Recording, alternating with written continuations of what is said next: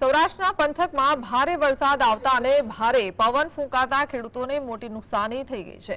ખેડૂતો પાયમાલ થઈ ગયા છે, ત્યારે સરકાર ખરા અર્થમાં તપાસ કરીને જે નુકસાની ગઈ છે તે ખેડૂતોને વળતર આપે તેવી ધોરાજીના જિલ્લા સહકારી આગેવાન અને ખેડૂત જેડી બાલધાએ સરકાર સામે માંગણી ઉઠાવી છે।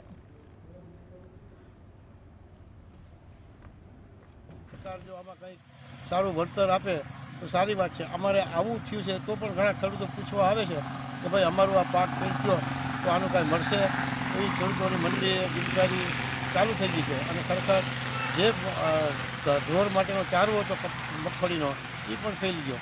કપાસ પીળા પડી જશે, સુકાવા મળી ગયા, ઘણાની વીણી લેવાની છે એ નહીં લેવાય, સોયાબીન વાઢવાનું છે એ પણ આમાં આવે। જો આમને 4-5 દિવસનું વાતાવરણ તો અંદર સીંગુમાં ઉગવા મળી જશે અને પારાવાર નુકસાની ખેડૂતને મોંમાં આવેલો કોળીઓ જૂટવાઈ જાય એવી પરિસ્થિતિ નિર્માણ થઈ ગઈ છે।